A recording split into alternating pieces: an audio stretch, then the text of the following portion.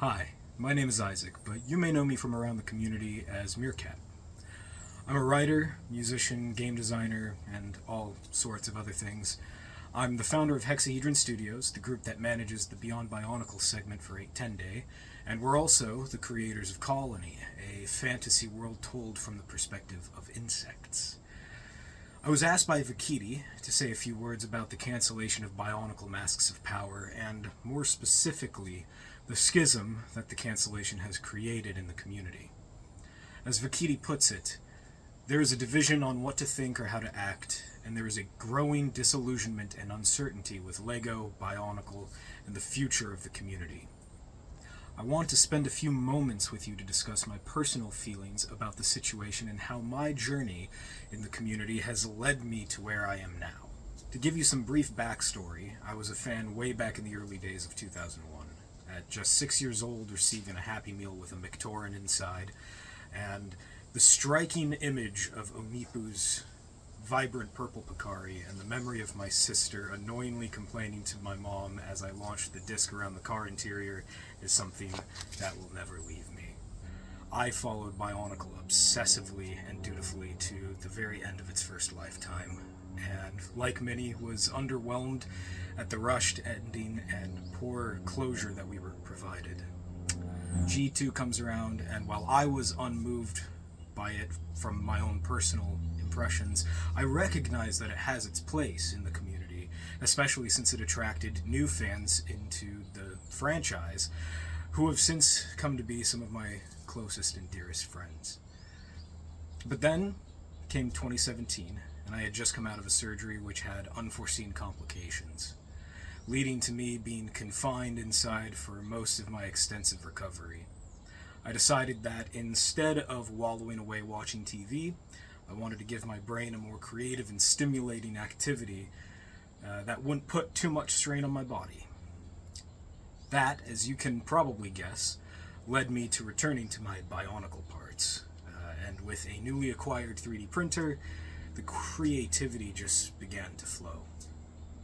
Soon after, I found Bionicle mask posting on Facebook, and through there I became connected with people who have since become incredible friends and colleagues, with whom I have created wonders beyond what I thought I would ever achieve in my lifetime, following those core principles of unity, duty, and destiny. However, through the years, as I have grown as a creative, and I personally strive to place substance and message on a higher pedestal, I have found myself frustrated by Bionicle during my experiences participating in fan projects, as its story was shaped around the necessity to sell toys, and not creating a story first and foremost, of which the toys would be merchandise of. The cracks and inconsistencies led me, like many others, to develop story-driven reduxies, none of which I personally was able to hold much interest in beyond the short discussions and speculations, placing patchwork fixes where the corporate interference tore through the fabric of the story.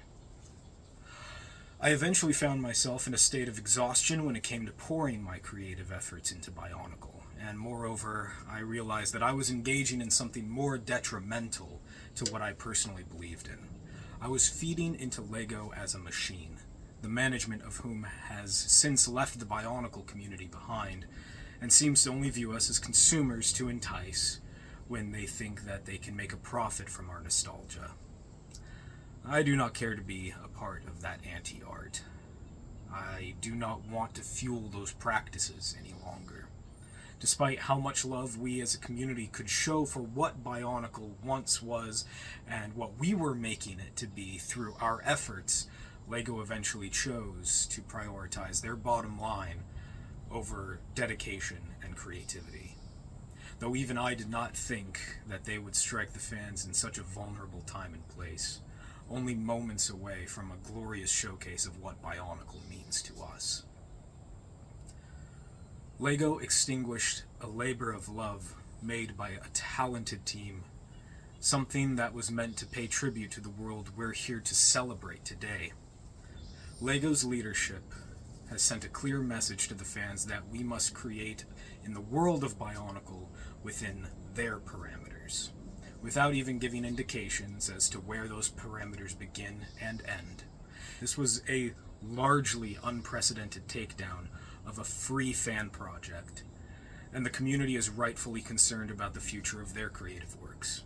So while I do still lightly participate in BIONICLE projects with my friends as they ask me to, if BIONICLE were to come back tomorrow, next year, or a decade down the line, I would not purchase them or invest in its story, regardless of its quality. I cannot bring myself to feed into the machine that would burn us, the community that saved it from bankruptcy, to fuel its engines.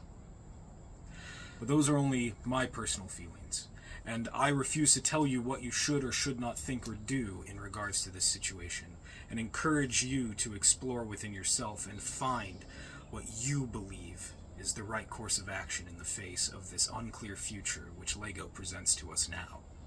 However, I am here to tell you that while I may have my frustrations with the future of BIONICLE, I still believe in the creative future of this passionate and resilient community. Gort, the creative director of Unmasked Games, had this to say about the team's mindset about the situation and the future of their game development. So the truth is that after this demo came out, a lot of us were waiting to see if we still had gas in the tank to make the full game.